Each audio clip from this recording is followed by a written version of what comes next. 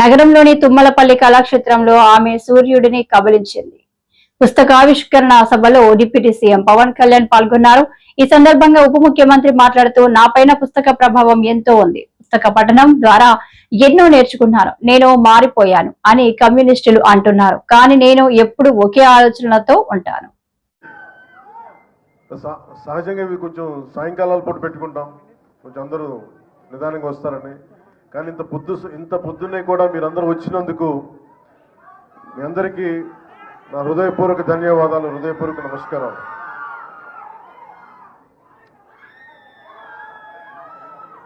ఇక్కడ ఇందాక విజయ్ కుమార్ గారు చెప్పినట్టుగా ఇక్కడ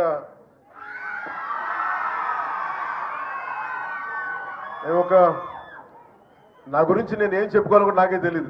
నేను యాక్టరా, ఒక డిప్యూటీ సీఎం, పార్టీ హెడ్, నాకు ఏం చెప్పుకోవాలో నాకు తెలియదు. ఖచ్చితంగా ఒకటే చెప్పగలను, రచయితలు అయితే కాదు, అందరూ చెప్పగలను. నా విజయ్ కుమార్ గారు చెప్పినట్టు. కానీ పుస్తకాలు ఏంటి పనిచేస్తాయి, ఎలా పనిచేస్తాయి మన మీద అంటానికి, books are the training weights for the mind. శారీరక దారుఢ్యాన్ని పెంచుకోవడానికి కసరత్తులు చేస్తాం. మానసిక దారుఢ్యాన్ని పెంచాలి అంటే, మానసిక పరిపక్వత రావాలి, లేదంటే విస్తృతమైన ఆలోచనాన్ని పెంపొందించుకోవాలంటే ఖచ్చితంగా పుస్తకాలు చదవాలి. ఇది నాకెవరో ఆయన ఇంగ్లీష్ క్లాసిక్స్ కానీ తెలుగు రామకృష్ణ పరమహంస పుస్తకాలు చదువుతూ ఉండేవాళ్ళు. అలా నాకు అలవాటైంది. అలాగే మా అమ్మ నాకు చెప్పిన నవల మొట్టమొదటిగా ఒకటి నాకు చందమామ చదివేవాడిని. అంటే ఇవన్నీ ఎందుకు చెప్తానంటే, పుస్తకం ఎందుకు గొప్పదని చెప్పడానికి, లక్ష్మీపూరి గారి గురించి చెప్పడానికి ముందు కొంచెం ఇంట్రొడక్షన్ అవసరం కాబట్టి చెప్తాను. ముందు పుస్తకాల గురించి. మా అమ్మ నాకు ఇచ్చిన పుస్తకం ఒకటి చివరికి మిగిలేది. అది మా అమ్మ ఇచ్చింది. మా అమ్మ పెద్ద కూర్చోబెట్టి కాలేజీ ఏం చదువుకోలేదు, కానీ ఆవిడ 7th 8th ఆపేసింది, కానీ ఆవిడ చదవడం ఆపలేదు మా అమ్మ. మా నాన్నగారు కూడా. సో ఇంట్లో చదివితే సహజంగానే ఆ వాతావరణంలో ఉండే అది నాకు ఇచ్చింది.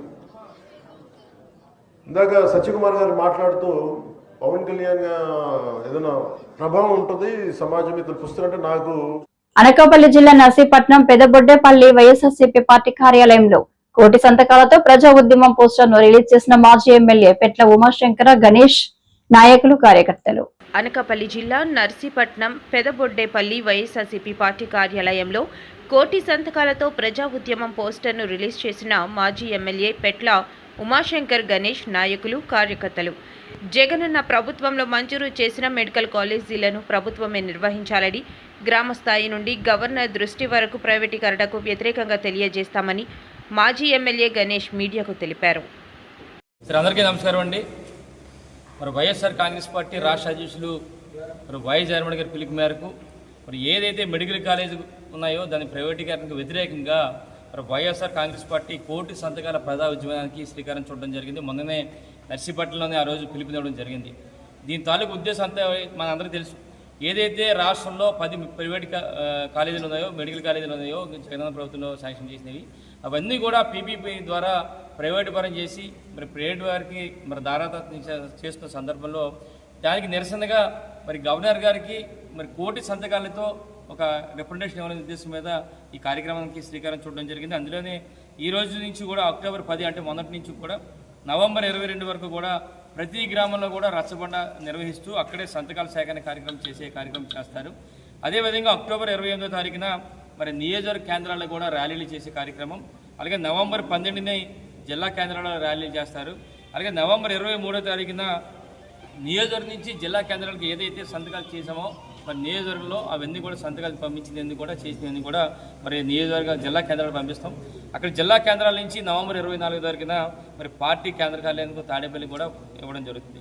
మరి గవర్నర్ గారి నివేదిక కోటి సంతకాల పత్రాలు కూడా వారి అపాయింట్మెంట్ తీసుకొని ఇస్తారంటే ప్రతి నియోజకవర్గం నుంచి కూడా సుమారుగా 50,000 నుంచి 60,000 మంది సేకరణ ఈ సంతకాల సేకరణ చేసే కార్యక్రమానికి మరి వైఎస్ జగన్మోహన్ గారు పిలుపునిచ్చారు. దాంట్లో భాగంగా ఈరోజు మరి నర్సీపట్నం నియోజకవర్గంలో వైఎస్ఆర్ కాంగ్రెస్ పార్టీ ఆధ్వర్యంలో మరి ఈరోజు దాన్ని పోస్టర్ విడుదల చేయడం జరిగింది. మరి రేపటి నుంచి కూడా మేము గ్రామాల్లో మరి సమావేశాలు ఏర్పాటు చేసి రచ్చబండ ద్వారా మరి సంతకాలన్నీ కూడా సేకరణ చేసి ఏదైతే మేము డిమాండ్ చేస్తున్నామో, ఏదైతే 10 మరి మెడికల్ కాలేజీని జగనన్న ప్రభుత్వంలో మరి మంజూరు చేసిన ప్రభుత్వ మెడికల్ కాలేజీని ప్రైవేట్ పని చేయకూడదని చెప్పి మేము డిమాండ్ చేస్తూ ఈ కార్యక్రమం చేస్తున్నాం. దయచేసి ప్రతి కార్యకర్త, ప్రతి నాయకులందరూ కూడా దీన్ని దృష్టిలో పెట్టుకొని ఒక 10 రోజుల్లో 10 నుంచి 22 వరకు ఇచ్చారు కనుక నవంబర్ 22 వరకు ఇచ్చారు కనుక ఇవన్నీ కూడా ఆ కార్యక్రమం విజయవంతం చేయాల్సిందిగా మీ దగ్గర కోరుతున్నాం. సిఐటియు 18వ అఖిల భారత మహాసభల లోగో పోస్టర్ ఆవిష్కరణ. సిఐటియు అఖిల భారత మహాసభలు మొట్టమొదటిసారిగా ఆంధ్ర రాష్ట్రంలో విశాఖ నగరంలో 2025 డిసెంబర్ 31వ తేదీ నుంచి జనవరి 4వ తేదీ 2026 వరకు జరుగుతున్నాయి. సిఐటియు 18వ అఖిల భారత మహాసభల లోగో పోస్టర్ ఆవిష్కరణ. సిఐటియు అఖిల భారత మహాసభలు మొట్టమొదటిసారిగా ఆంధ్ర రాష్ట్రంలో విశాఖ నగరంలో 2025 డిసెంబర్ 31వ తేదీ నుంచి జనవరి 4వ తేదీ 2026 వరకు జరుగుతున్నాయి. మహాసభల లోగోను ఈరోజు జగదాంబ సిఐటియు ఆఫీసులో ఆవిష్కరించడం జరిగింది. ఈ మహాసభలకు దేశవ్యాప్తంగా 70 లక్షల మంది కార్మికుల సభ్యత్వానికి ప్రాతినిధ్యం వహిస్తూ 1500 మంది ప్రతినిధులు 29 రాష్ట్రాల నుండి హాజరవుతున్నారన్నారు. ఈ మహాసభలో కేంద్ర ప్రభుత్వం అనుసరిస్తున్నటువంటి కార్మిక ప్రజా వ్యతిరేక విధానాలపై చర్చలు జరిపి భవిష్యత్తు పోరాటాలకు కార్యాచరణ రూపొందిస్తామన్నారు. నరేంద్ర మోదీ ప్రభుత్వం అధికారంలోకి వచ్చిన ఈ 12 సంవత్సరాల నుండి కార్మిక వ్యతిరేక విధానాలను అనుసరిస్తుందన్నారు. కార్మికులు పోరాడి సాధించుకున్నటువంటి 44 కార్మిక చట్టాలలో 29 చట్టాలను మార్పు చేసి 4 లేబర్ కోడ్స్గా మార్చిందన్నారు. ఫలితంగా కార్మికుల సంఘం పెట్టుకునే హక్కు, సమ్మె చేసుకునే హక్కు, జీత భత్యాలు బేరమాడుకునే హక్కులు వంటి ప్రాథమికమైనవి కోల్పోయే ప్రమాదం ఉందన్నారు. మన రాష్ట్రంలో చంద్రబాబు నాయుడు ప్రభుత్వం 8 గంటల పని దినాన్ని 10 గంటలకు పెంచుతూ చట్టం చేసిందన్నారు. దీనిని కార్మిక వర్గం తీవ్రంగా వ్యతిరేకిస్తుందన్నారు. పోరాటం నినాదంతో ఈ దేశంలో కార్మిక దోపిడీ లేని సమాజం, కార్మిక వర్గ రాజ్యం తీసుకురావాలని చెప్పి లక్ష్యంతో ఏర్పడింది. ఈ 55 ఏళ్ల కాలంలో సిఐటియు అనేక పోరాటాలు, ఉద్యమాలు, కార్మిక హక్కుల కోసం నిరంతరం కూడా పోరాడుతూ వచ్చింది. ఇప్పుడు 55 ఏళ్ల కాలంలో మొట్టమొదటిసారి ఆంధ్ర రాష్ట్రంలో అఖిల భారత మహాసభలు అనేవి జరుగుతూ ఉన్నాయి. ఈ మహాసభలు ప్రతి 3 సంవత్సరాలకి ఒకసారి జరుగుతాయి. గతంలో ఎప్పుడు విశాఖపట్నంలో ఈ మహాసభలు జరగలేదు. ఇది మొట్టమొదటిసారి జరుగుతున్నాయి. ఈ మహాసభను జయప్రదం చేయమని చెప్పేసి మీ ద్వారా విశాఖపట్నంలో ఉండే కార్మిక వర్గానికి, శ్రేయోభిలాషులకి, అభిదేవాదులకి, మేధావులకి అందరికీ కూడా మీ ద్వారా విజ్ఞప్తి చేస్తూ ఉన్నాం. ఈ మహాసభలకి దేశవ్యాప్తంగా 70 లక్షల మంది కార్మికులకు ప్రాతినిధ్యం వహిస్తూ దాదాపు 1500 మంది ప్రతినిధులు వివిధ రాష్ట్రాల నుంచి, వివిధ కార్మిక సంఘాలకు నాయకత్వం వహిస్తున్నటువంటి వాళ్ళ యూనియన్లకి నాయకత్వం వహిస్తున్న వాళ్ళు, అతి దీర్ఘకాలం పోరాటాల్లో ఉన్నటువంటి వాళ్ళు, కార్మిక యోధులు అటెండ్ అవుతూ ఉన్నారు. 5 రోజుల పాటు మహాసభలు విశాఖపట్నంలో జరుగుతూ ఉన్నాయి. డిసెంబర్ 31వ తారీఖు నుంచి 2006 జనవరి 4వ తారీఖు దాకా ఈ మహాసభలు జరుగుతాయి. ఈ మహాసభల్లో ప్రస్తుతం కేంద్ర ప్రభుత్వం, మోడీ ప్రభుత్వం ఏదైతే విధానాలు, కార్మిక వ్యతిరేక విధానాల్ని మాజీ ముఖ్యమంత్రి వైఎస్ఆర్ కాంగ్రెస్ పార్టీ అధ్యక్షుడు వైఎస్ జగన్మోహన్ రెడ్డి ఆదేశాల మేరకు గాజువాక నియోజకవర్గం వైఎస్ఆర్ కాంగ్రెస్ పార్టీ కార్యాలయంలో గాజువాక సమన్వయకర్త తిప్పల శ్రీనివాస్ దేవన్ రెడ్డి ఆధ్వర్యంలో ముఖ్య నాయకుల సమావేశం జరిగింది. జరిగినటువంటి సంఘటనలు కానీ, నిన్న మా స్టీల్ ప్లాంట్ మీద కానీ, అదేవిధంగా అంబుజా సిమెంట్స్ మీద కానీ, వీటి మీద అన్నీ కూడా చెప్పడం జరిగింది. ప్రతిదీ కూడా రిప్రజెంట్ రూపంలో ఈ యొక్క రిప్రజెంటేషన్స్ అన్నీ కూడా గౌరవ మాజీ ముఖ్యమంత్రి వారి జగన్మోహన్ రెడ్డి గారికి ఇవ్వడం, దాని మీద ఆయన స్పందిస్తూ కంపల్సరీగా పెద్ద ఎత్తున వైఎస్ఆర్ కాంగ్రెస్ పార్టీ నుంచి వీటి మీద పోరాటాలు చేసేటువంటి కార్యక్రమం రూపొందిస్తామని ఆయన చెప్పడం జరిగింది. మరి మిగతా విషయాలన్నీ కూడా మరి మీ అందరికీ తెలుసు. ఏ విధంగా ఈ రాష్ట్రంలో కానీ, ఈ కూటమి ప్రభుత్వం కానీ, లేకపోతే ఉన్నటువంటి స్థానిక నాయకులు కానీ అసలు ఏ విధంగా మనకి ఈ యొక్క కార్యక్రమం ఎలక్షన్ ముందు ఏం మాట్లాడారు, ఎలక్షన్ తర్వాత ఏం మాట్లాడారు అన్నది మనందరికీ తెలుసు. ఎలక్షన్ ముందు వీళ్ళందరూ కూడా ఇచ్చినటువంటి హామీలు కానీ, మన స్టీల్ ప్లాంట్ మీద కానీ, స్థానికంగా ఉన్నటువంటి సమస్యల మీద కానీ, ఇప్పుడు ఎలక్షన్ అయిన తర్వాత ఏ విధంగా అసలు ఎవరు కనబడకుండా అసలు దీని మీద ఏ విధంగా వాళ్ళు చేస్తున్నటువంటి ఈ కార్యక్రమాలు మనం చూస్తున్నాం. ఫస్ట్ తప్పు ఏంటంటే టెంట్ అన్నది స్టీల్ ప్లాంట్ టెంట్ రిమూవ్ చేయడం అనేది పెద్ద తప్పు. అదేవిధంగా స్థానికంగా ఉన్నటువంటి నాయకులు కూడా వాళ్ళ బాస్ ఏం మాట్లాడుతున్నారో పైన చంద్రబాబు నాయుడు అదే స్క్రిప్ట్ అందరూ కూడా చెప్తున్నారు. ఇది కేవలం ఏదో స్టీల్ ప్లాంట్ ఎంప్లాయీస్ వల్ల ఈ స్టీల్ ప్లాంట్ పాడైపోయిందంట.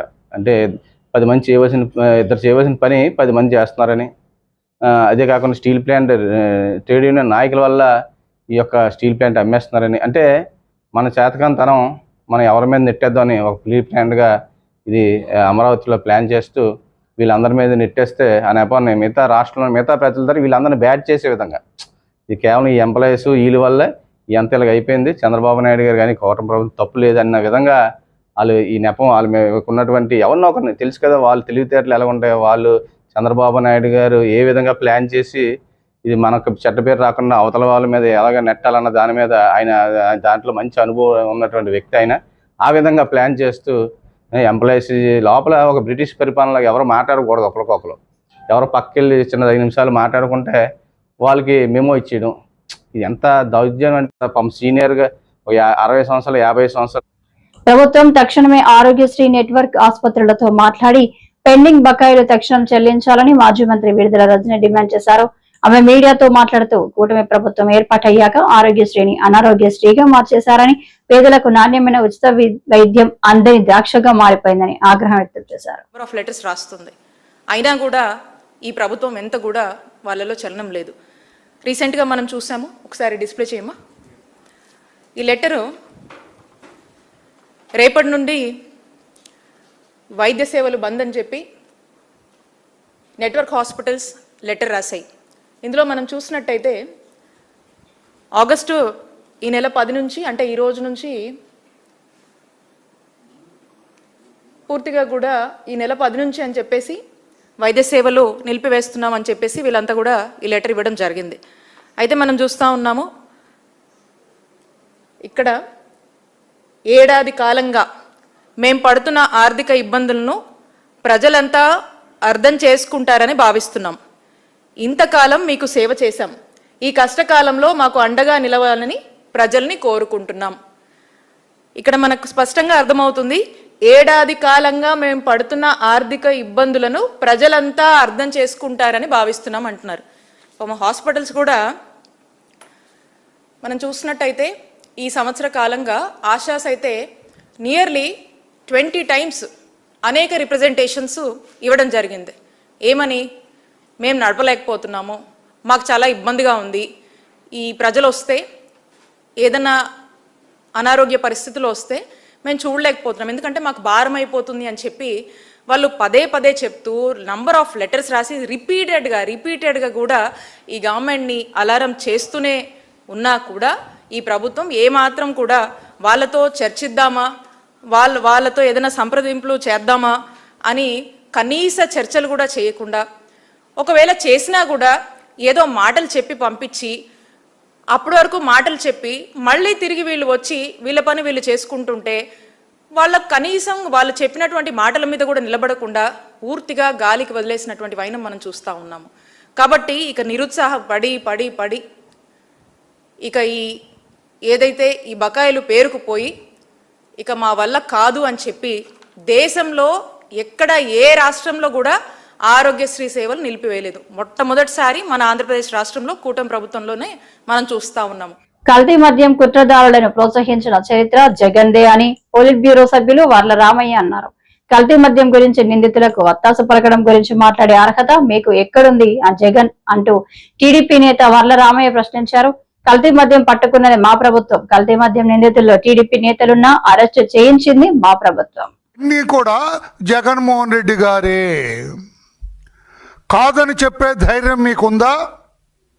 ఓపెన్ డిబేట్కి వచ్చే ధైర్యం మీకుందా అని నేను అడుగుతున్నాను. మీరు మీ పత్రిక, మీ చెత్త ఛానల్లో మీరు ఏదేదో చూపించవచ్చు.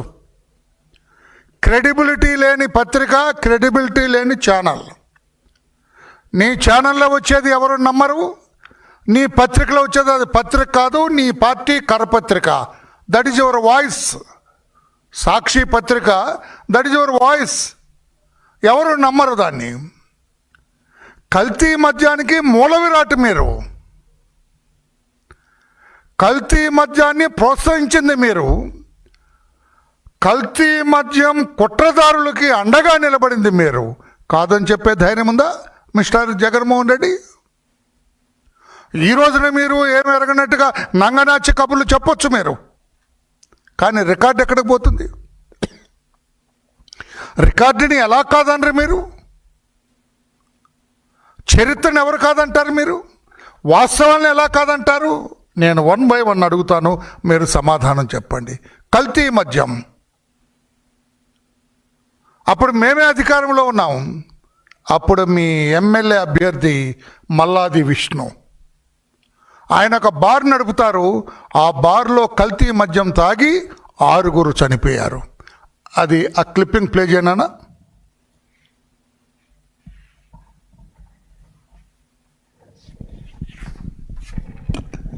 ఇక్కడ చూడండి. ఇక్కడ నేనెందుకు ఈ రోజున ఒక టీచర్ అవతారం ఎందుకు ఎత్తానంటే, మీరు నంగనాచి కబుర్లు చెబుతూ ఉన్నారు, తెలిసిన విషయాలు కూడా తెలియదు అంటున్నారు.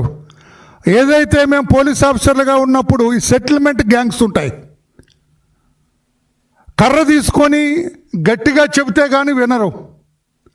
నేను కర్ర తీసుకొని మిమ్మల్ని ఏం చేయలేరు కనుక ఈ కర్ర ఉపయోగించి మీకు అర్థమయ్యేటట్లు నేను చెబుతున్నాను. స్వర్ణ బార్లోనే గాజువాక అంబుజా సిమెంట్ ఫ్యాక్టరీ ఏర్పాటు చేయడం వ్యతిరేకిస్తూ స్థానికులు పోరాటం మొదలుపెట్టారు. శనివారం బి అప్పలరాజు నిరసన దీక్ష చేపట్టారు. భావితరాలకు ఇబ్బంది లేకుండా ఉన్నందుకు తాను స్వచ్ఛందంగా పోరాటం ప్రారంభించామన్నారు. ముఖ్యమైన వ్యక్తులు సహకారం అందించడం సంతోషమని, తక్షణమే ఈ ప్రాంతంలో సిమెంట్ ఫ్యాక్టరీ ఏర్పాటు నిర్ణయాన్ని వెనక్కి తీసుకోవాలని డిమాండ్ చేశారు. ఈ రోజు పెదగంటేడులో ఈ యొక్క అంబుజా సిమెంట్ ఫ్యాక్టరీ అనేది ప్రారంభించాలని అదాని వారు కోరుకున్నారు. దాన్ని వ్యతిరేకిస్తూ నేను స్వచ్ఛందంగా ఒక్కడనే ఈరోజు ఇక్కడికి వచ్చేసరికి మన సోదరులు ఆనంద్ గారు కానీ, మన ముల్లి పెంటరాజు గారు కానీ, మన డాక్టర్ గోవింద్ రెడ్డి గారు కానీ, జీవి రెడ్డి బాబు గారు కానీ చూసి వారు మన పెదగంటేడు సోదరులందరికీ ఫోన్ చేస్తే ఈరోజు మన మాస్ లీడర్ అయినటువంటి మన పల్లా కార్తిక్ గారు వారు ఇచ్చేసి వారి యొక్క మద్దతును తెలియజేసినందుకు నేను చాలా ఆనందపడుతున్నానండి. అలాగే అహర్నిశలో శ్రమించి ఈరోజు మన పెదగంటేడు సోదరులందరూ ఒక గ్రూప్ను క్రియేట్ చేశారు. ఆ గ్రూప్ను క్రియేట్ చేయడం ద్వారాగా నేను ఆవేదన చెంది ఈ యొక్క పిల్లల భవిష్యత్తు కోసం ఫ్యూచర్లో ఎలాగైతే దీని యొక్క విష ప్రభావం చూపుతుందని ఆలోచించుకొని నేను స్వచ్ఛందంగా వచ్చానండి. అంతే తప్పించి దీని వెనక ఏ రాజకీయ పార్టీ ప్రోద్బలం లేదు, ఏదీ లేదు. అలాగే మీరు కూడా ఈ యొక్క నా యొక్క మాటలు విని మాకు ఈ ఉద్యమానికి మద్దతు ఇస్తారనేసి నేను కోరుకుంటూ సెలవు తీసుకుంటున్నాను. నరసన్నపేట వైసీపీ పార్టీ కార్యాలయంలో వైసీపీ జిల్లా అధ్యక్షులు కృష్ణదాస్ మీడియాతో మాట్లాడడం జరిగింది. కూటమి ప్రభుత్వం పేదలకు వైద్యం దూరం చేస్తుందన్నారు. రాష్ట్రంలోని 17 మెడికల్ కాలేజీలను పీపీపీ విధానాన్ని రద్దు చేయాలని కోటి సంతకాల సేకరణ పోస్టర్ను ఆవిష్కరించారు. రాష్ట్రంలో జగన్మోహన్ రెడ్డి నాయకత్వంలో ఆనాడు 17 మెడికల్ కాలేజీలకు కొత్తగా అనుమతించి 5 పూర్తి చేసి మిగతా కూడా వివిధ దశలో ఉన్నటువంటి మెడికల్ కాలేజీలు ఈ రాష్ట్రంలో కొత్తగా మెడికల్ కాలేజీలే జగన్ కాలంలో నిర్మాణం కాలేదని చెప్పినటువంటి వైనానికి వ్యతిరేకంగా, అలాగే పేదలకి ముఖ్యంగా వైద్యాన్ని దూరం చేస్తూ సరళీకరంగా అందే ప్రభుత్వ విధానం నుంచి అందే వైద్యాన్ని దూరం చేస్తూ పేద విద్యార్థులకు మెడికల్ కాలేజీలు అన్నవి, మెడికల్ సీట్లు అన్నవి అబ్బురంగా ఉండే విధంగా ప్రైవేటీకరణకు వ్యతిరేకంగా వైఎస్ఆర్సీపీ కోటి సంతకాల సేకరణ ప్రజా ఉద్యమాన్ని చేపట్టింది. మరి సుమారు నవంబర్ 24 వరకు రేపు ఈ రోజు నుంచి ప్రారంభించినటువంటి కార్యక్రమం నవంబర్ 24 వరకు ఇది వివిధ గ్రామాల్లో వైఎస్ఆర్ పార్టీ శ్రేణులు ప్రజలకి ఈ విషయాలన్నీ తెలియజేస్తూ మరి చంద్రబాబు తాలూకు ప్రజా వ్యతిరేక విధానాలని, కూటమి ప్రభుత్వ వ్యతిరేక విధానాలని ప్రజలకు తెలియజెప్తూ, మెడికల్ కాలేజీల అవసరాన్ని ప్రజలకు తెలియజేస్తూ, ప్రైవేటు పరంగా చేస్తూ దానివల్ల వచ్చిన ఇబ్బందులు కూడా వివరంగా తెలియజేస్తూ, వారు అనుమతి తీసుకొని సంతకం చేసే విధంగా మరి ప్రజల ద్వారా సంతకాల సేకరణ కోటి సంతకాలు సేకరించి మరి దాన్ని గవర్నర్ గారికి సమర్పించే దిశగా గవర్నర్ గారు అనుమతి తీసుకొని ఈ రాష్ట్రంలో ఉన్న వైఎస్ఆర్సీపీ కన్వీనర్స్ ఎవరైతే ఉన్నారో అసెంబ్లీ నియోజకవర్గ సమన్వయకర్తలు అలాగే ముఖ్య నాయకులతో పార్లమెంటరీ ముఖ్య నాయకులతో కలిసి గవర్నర్ గారికి కార్యక్రమం ఈ కోటి సంతకాలు సమర్పించడం జరుగుతుంది. దానిలో భాగంగా ఈరోజు ఈ ప్రజా ఉద్యమ కార్యక్రమాన్ని మెడికల్ కాలేజ్ ప్రైవేటీకరణకు వ్యతిరేకంగా జరిగే ఈ కార్యక్రమానికి పోస్టర్ రిలీజ్ చేయడం అన్ని ప్రాంతాల్లో కూడా రిలీజ్ చేసి మరి కార్యక్రమాలు కూడా ప్రారంభించడం జరిగింది. కొన్ని దగ్గర రేపటి నుంచి ప్రతి దగ్గర కూడా ఈ కార్యక్రమం ప్రారంభమవుతుంది. బాడంగి మండలంలో హత్య కేసు వివరాలను డీఎస్పీ భాగ్యారెడ్డి వెల్లడించారు. సీర్మా హాల్ కాలనీలో రాజేశ్వరరావు చెప్పులు కొడుతూ కుటుంబంతో జీవిస్తున్నాడు. చిన్న కొడుకు లక్ష్మణ్ రావు రోజు మద్యం తాగి గొడవ చేసేవాడు. బుధవారం మద్యం తాగి తండ్రిని డబ్బులు అడగ్గా ఇవ్వకపోవడంతో ఇద్దరు గొడవ పడ్డారు. ఈ మర్డర్ కేసు విచ్ అప్పుడు మనకి నిన్న సుమారుగా తెల్లవారుజామున 4 జరిగింది. సో ఎవరైతే ఈ అక్యూజ్డ్ ఉన్నారో అతను బోనగిరి లక్ష్మణ్ రావు. ఇతను బాడంగి విలేజ్కి సంబంధించిన అతను 41 years బై ఏజ్. అతను సొంత తండ్రి అయిన బోనగిరి రాజేశ్వరరావుని హతమార్చడం జరిగింది. ఇక వివరాలకి వెళ్తే జనరల్గా కూడా ఇతనికి ఆల్కహాల్ అడిక్టే. సో ప్రతిరోజు ఆల్కహాల్ కన్జ్యూమ్ చేసి అతని తండ్రిని ఎవరైతే అతను మామూలుగా చెప్పించే అతను కాబ్లర్. సో ఆ డబ్బుల కోసము రోజు కొట్లాడటం జరిగేది. కొన్ని ఇయర్స్ నుంచి కూడా ఇలా గొడవలు పడుతూనే ఉన్నాడు అతని తండ్రితో. అలాగే నిన్నటి రోజు ఆ డబ్బుల కోసమే గొడవ మొదలయ్యి ఆ గొడవ ఆల్టర్కేషన్ ఎప్పుడైతే రాత్రి నుంచి అలా కంటిన్యూ అయ్యి మార్నింగ్ సుమారుగా 4కి ఆ గొడవ కొద్దిగా పీక్స్కి వెళ్ళి ఏ పాపులర్ ఏదైతే ఆ హ్యామర్ ఉంటుందో దాన్ని గూటం అంటారు కదా, దాంతో అతని రైట్ ఇయర్ లేదా మీద గట్టిగా ఒక లైక్ స్ట్రైక్ ఇవ్వడం వల్ల వెంటనే ఇంకా కుక్క కూలిపోయి బ్లీడింగ్ ఇంజరీతో ఇమీడియట్గా చనిపోవడం జరిగింది.